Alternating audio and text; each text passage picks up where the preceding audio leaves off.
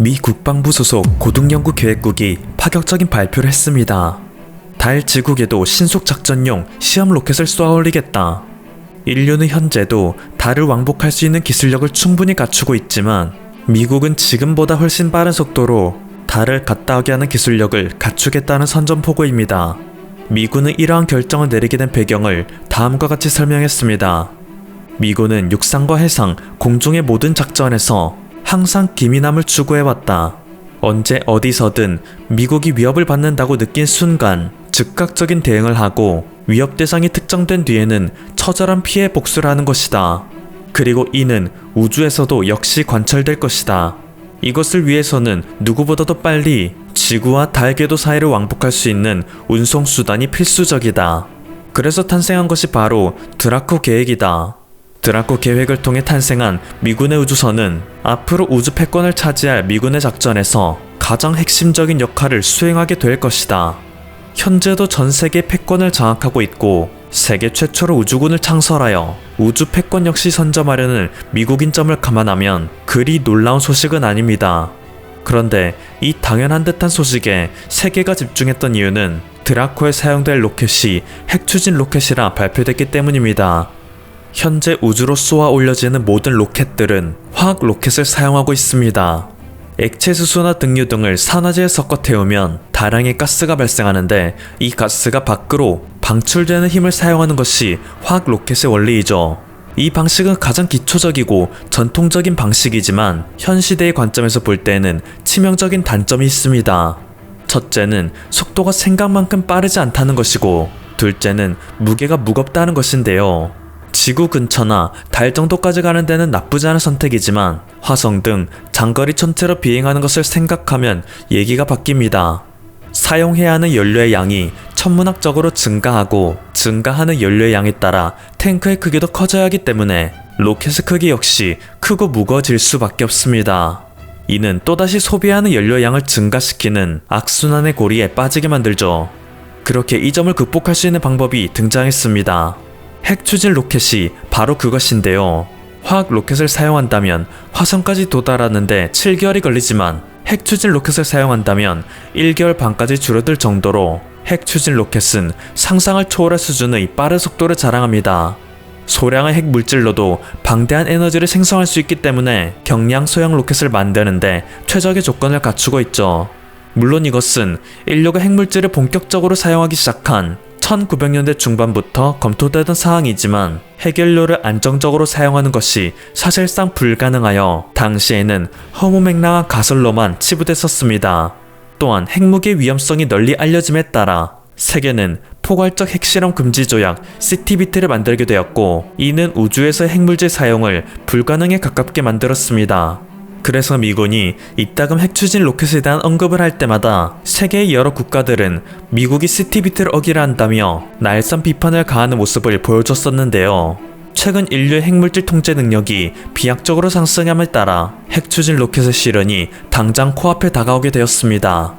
영화에서만 가능할 것 같을 정도로 뛰어난 기술력을 요하고 이러한 기술력을 실제로 갖고 있다 하더라도 CTBT 규제에 따라 실현되지 못할 것이라 예상됐었지만 아이러니하게도 이것을 가능하게끔 만든 것 역시 가공할 정도로 빠른 속도로 발전한 인류의 기술력입니다.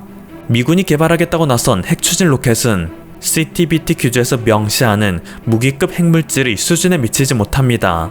CTBT가 정의하는 무기급 핵물질이란 우라늄 235의 농축도가 90% 이상인 경우를 의미하는데요. 미군이 현재 만들고자 하는 핵추진 로켓은 저농축 다지파 우라늄을 연료로 사용하여 농축도가 겨우 5에서 20%밖에 되지 않습니다. 매우 적은 양의 우라늄을 사용하더라도 미국은 이것을 통해 로켓을 만들 자신감을 가졌다는 것이죠. 그야말로 천조국의 위험이라고 할 수 있습니다. 그런데 이 와중에 미군의 파트너에 대한민국이 물망에 올라와 있다는 루머가 퍼지고 있습니다. 미국이 아무리 적은 양의 우라늄으로 극강의 효율을 낸다 하더라도 이것에는 필연적으로 따르는 불안 요소가 있습니다. 고효율을 추구할수록 불안정성은 높아진다는 것이죠. 그리고 이것을 해결할 수 있는 방안으로 세계에서 최고 수준의 원자력 제어 기술력을 지닌 한국을 파트너 국가로 선정하는 것이 어떻겠냐는 말이 나옵니다. 일본에서 후쿠시마 원전 사태가 발생한 이후 세계는 조금씩 탈원전의 길을 걷고 있습니다. 이것은 한국에게도 예외 사항이 되지 않았는데요. 한국은 대부분의 전력을 화력 발전으로부터 얻을 정도로 친환경 발전과는 거리가 먼 국가입니다. 그래서 그나마 적은 자원이지만 고도의 기술력으로 성취할 수 있는 원자력 발전에 집중하였습니다.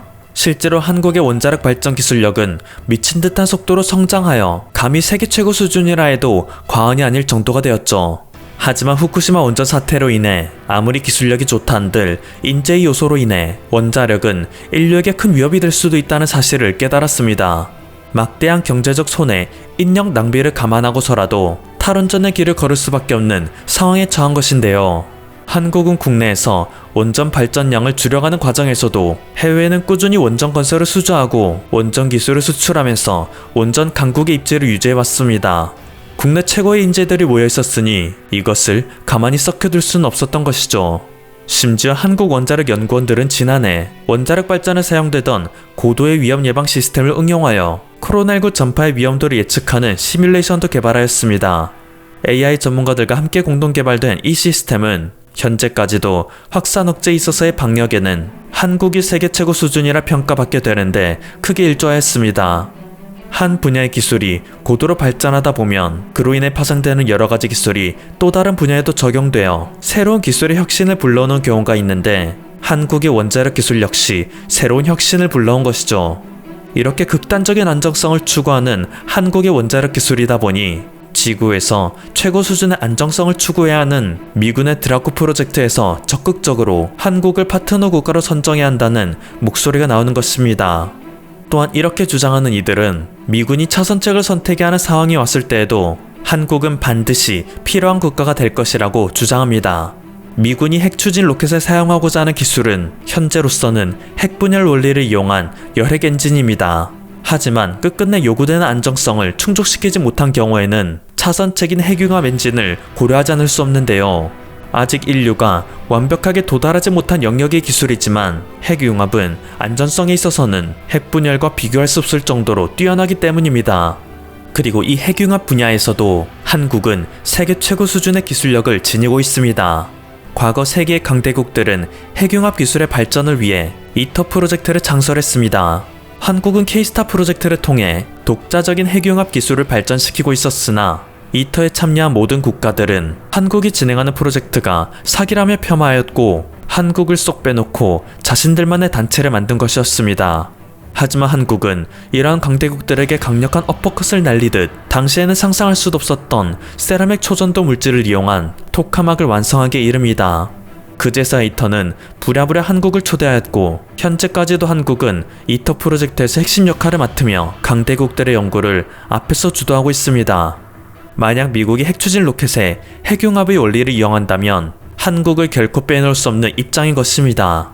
그런데 이렇게 모든 전문가들이 입을 모아 한국의 필요성을 강조하는 가운데 크게 반발하며 열폭하는 국가가 있습니다. 물론 일본이라고 예상할 수도 있겠지만 이 국가는 중국입니다. 애초에 일본은 후쿠시마 사태 이후로 모든 국가들에게 불신 아이콘이 되었기 때문에 논의 대상이죠.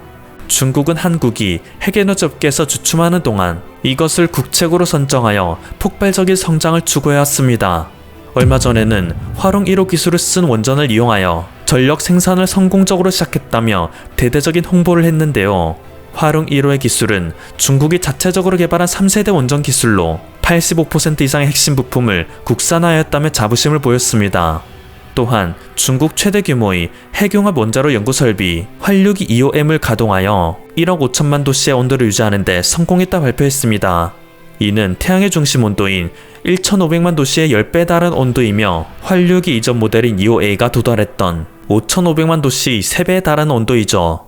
이렇게 핵분열과 핵융합의 부문에서 빠른 속도로 발전하고 있는 중국인데 막상 인류가 우주를 개척하는 시대에서 가장 선봉에 서는 국가가 한국이 될 것이라는 얘기를 들으니 중국은 막대한 소외감을 느낄 수밖에 없는 상황입니다. 물론 중국은 현재 미국과 대치하고 있는 국가로서 아무리 뛰어난 기술을 지녔다 한들 당연히 소외될 수밖에 없는 구조라곤 하지만 실제로 까놓고 보니 핵분열과 핵융합의 모든 분야에서 중국은 한국에게 상대도 안 된다는 것이 드러나고 있죠.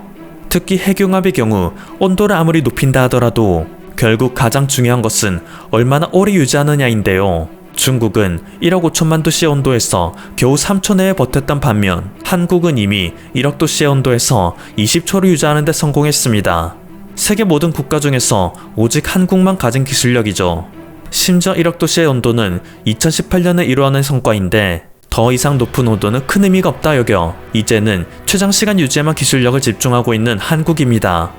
중국이 요란하게 별것 아닌 성과를 강조하는 동안 한국은 조용히 초격차 기술력을 만들어내고 있다. 지금까지 퍼플튜브였습니다. 여러분의 구독과 좋아요 그리고 알림 설정은 콘텐츠 제작에 큰 힘이 됩니다. 감사합니다.